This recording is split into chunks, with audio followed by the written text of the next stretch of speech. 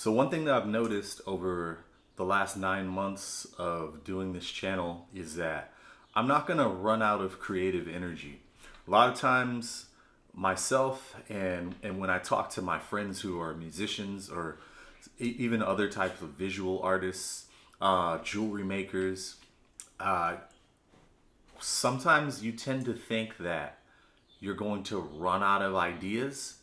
And with my own creative process, this can lead to me basically being paralyzed and having ideas that I've written and just waiting for the quote unquote perfect time to record them or to flesh them out. But since I've been doing this channel over the past 9 months, it really opened my eyes to the fact that I'm not going to run out of creative energy. So for the most part, when I decide to make one of these videos, these are not pre-written songs. I generally just turn on the MPC One Plus and whatever comes into my head at that moment, I will make. There have been one or two of these tracks that were actually written before. And so I think that over the past 9 months, there's been at least 30 of these videos. And so that's, if we use the example of 30, 28 original compositions that I've made on this channel in the past 9 months. So all of this has led me to make the decision that I need to start going through some of the things that I wrote and planned to record, but was experiencing the type of paralysis I just described and never got around to doing so. So my hopes are that over the next few videos, I can start to sketch out and then finish songs that I've written, because within my MPC alone, there's about 50 songs. I have other songs in Beatmaker 3 that I've started. I have a couple hundred voice memos of songs.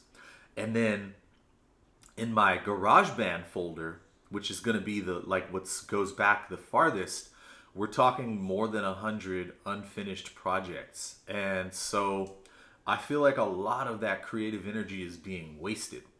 So today I'm going to record a song that I wrote a while ago. I wrote it when I was playing with a band, and it was initially supposed to be tracked and then taught to the band and played live. I never got around to writing lyrics for it because I typically write the lyrics for a song after the entire process of tracking is completed, so that I can cycle back and forth through the parts of the song as I write, unless it's one of the rare instances where I'm in the bathtub, on the toilet, or in traffic, and I have to pull over or I have to get out my phone and a lyrical idea comes to me, and then I go from there. But that's pretty rare for me. I tend to start with bass or guitar. A lot of ideas for me start with bass lines, because there was a certain point where I realized that if you listen to the bass frequencies of a song, the other frequencies will fill themselves in. And so yeah, let's get started. I've got the MPC One Plus and I've got my analog pedal board. So I'm going to go through the signal chain of this for anybody who hasn't watched the channel before. So the first thing in the chain is the MXR Classic 108 Fuzz. This is a mini fuzz face, just in a better enclosure, because that stupid circular enclosure is not pedal board friendly. I don't think it works in a modern context.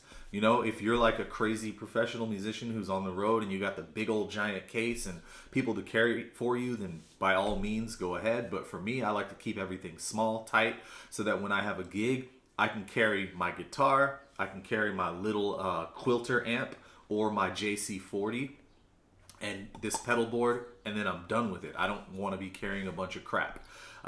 Then next in the chain is my NuX Golden Horse. This is a Klon Centaur clone. It's got a setting for higher gain, which I won't be using today.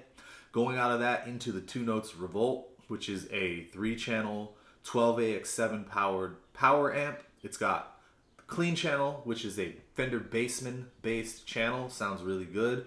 It's got the crunch channel, which is a Marshall Plexi, which also sounds really good. And then it's got this lead channel, which is like a SLO 100 channel. I rarely use it, but I'm coming around to it because I've been trying to experiment with it. High gain's never been my thing when it comes to guitar, except for when I was like a teenager playing in punk bands, but that wasn't even high gain. That was just cruddy, metallic, solid state tones that all the punk bands listen to.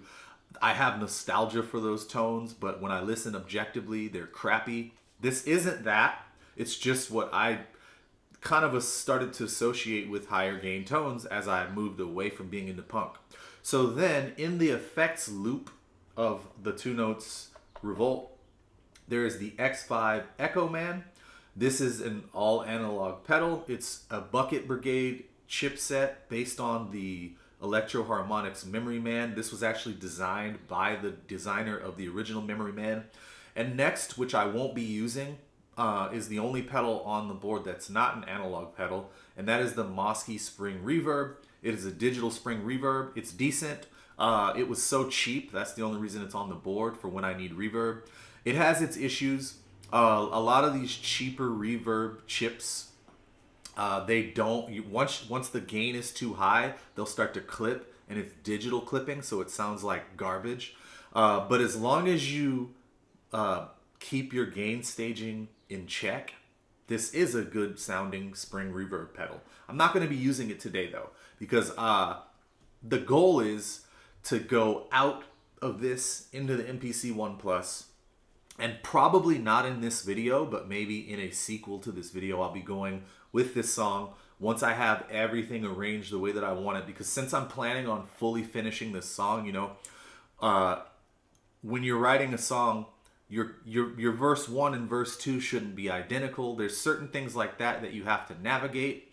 And arranging things in that manner on the MPC One Plus are challenging, because the touchscreen, although it's convenient, it's not the most responsive touchscreen. And so it does get difficult when you're trying to do precise chops and things like that, which is why I prefer, when I'm going to do something complex, to bounce everything out of the MPC One Plus into Logic Pro, which is what I'll be doing.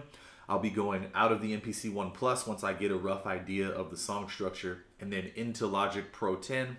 I'll be arranging it further, making sure that the 2 or 3 verses aren't just identical copies of one another, adding a little bit of dynamic feel to the choruses too, perhaps. And then from there, I'll be going into the Tascam Porta 2, but that's probably going to happen in the second video. So let's get into making this song, which is another song in E minor. E minor and B minor are my favorite keys to make songs in. Now, I know a lot of guitar players love the open chords like E minor. My dad and I joke about that all the time because he's a saxophone player, and they gravitate towards their own sets of chords. But as guitarists, we gravitate towards the E's, the A's, the D's, the G's, you know, all the open, simple cowboy chord stuff. I actually don't tend to record too many songs in like D. Like, I have a song that's kind of a jazzy thing, and it's in D minor 7, but played way down the played way up the fretboard, just a different voicing. Let's get into it.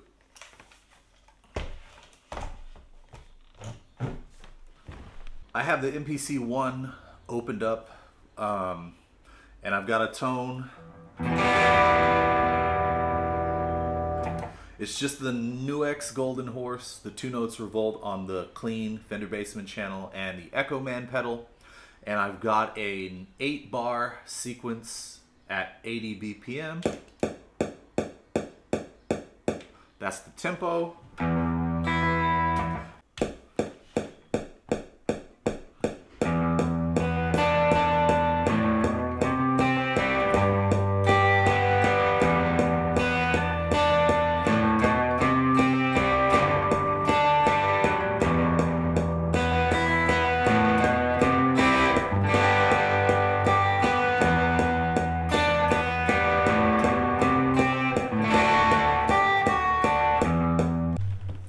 So this 11-bar second section of the song has been giving me so many issues. I've played it perfectly a few times, and then I messed up the length of the sequence. Finally realized that it was 11 and I did it nearly perfect once, but just had one little screw up and I could have kind of lived with it, but it's not the way the song has been in my head. And sometimes you go with the imperfections and the inconsistencies, but this wasn't an instance like that. So here we go again for the, I don't know how many times, but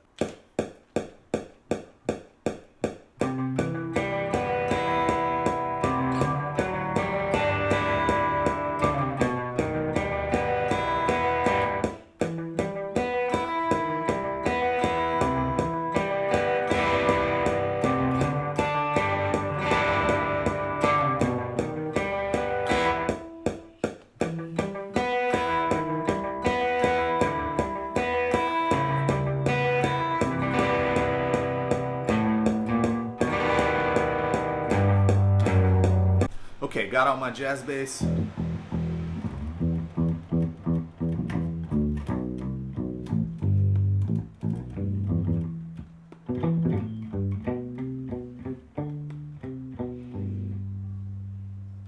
And we're gonna try to record this.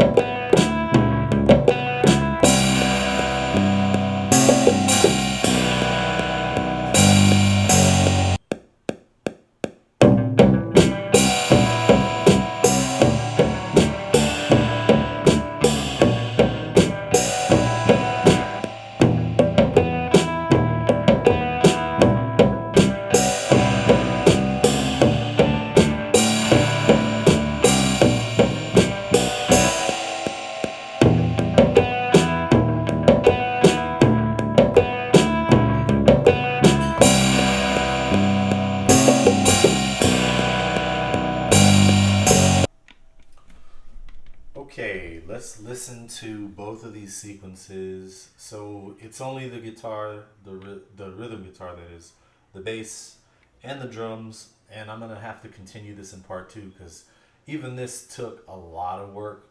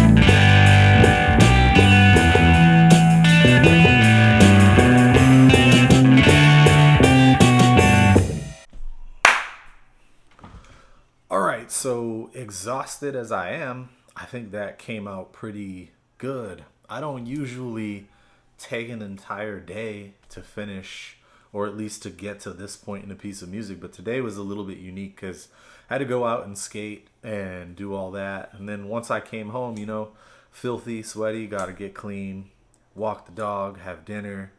So I ended up doing a lot of work on this one after the initial recording of the guitar and of the bass. I think it's kind of cool though because I recorded the drums at a completely different point in the day, so I was feeling differently, and the drums ended up being in a whole other style than what I was thinking of when I was recording this initially in the morning. Now, I didn't go over all of the work that I did on this. So, for example, I'm looking at the rhythm guitar track right now, and it's got an air kill EQ. I'm basically killing all the low frequencies, so I think below 200 hertz. It's got a vintage compressor on it.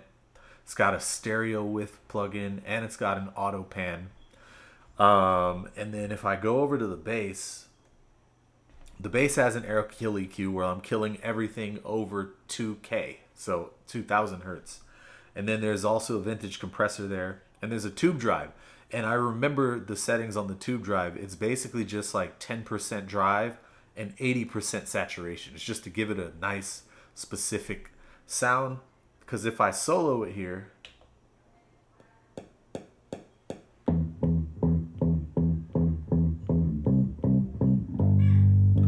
here it is without the drive.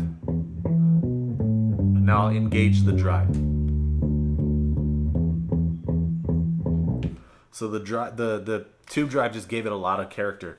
And then the bass is in a subgroup with the kick drum, and I believe there's a little bit of EQ on that. Not the kill EQ, but the parametric EQ, I think. And I forget exactly what I did with the parametric EQ. And then there's another stage of compression. I'm compressing the kick drum and the bass together. This is a little trick that I learned from a friend who mixed a song for me.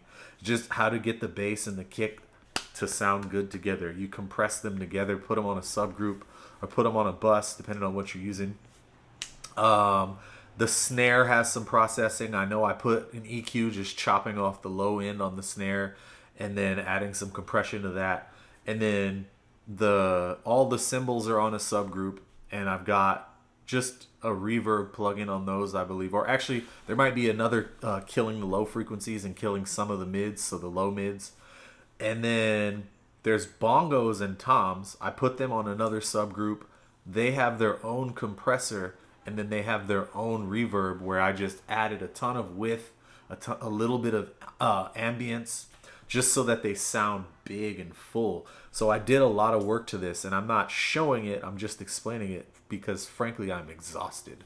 It's like it's almost 9 o'clock, 8:45, and I'm like 3,500 calories burned today, so I'm pretty fried. But I'm gonna come back to this one. There'll be a part 2.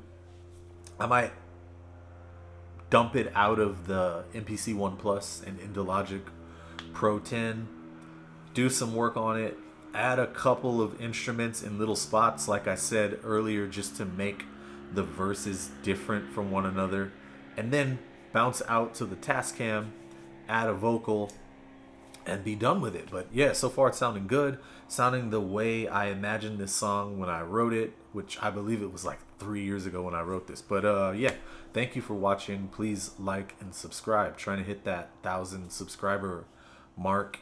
I think we gained like 10 today. It's the growth is pretty cool to me because, like I said, I'm just a dude making music on his couch, and appreciate it. Bye.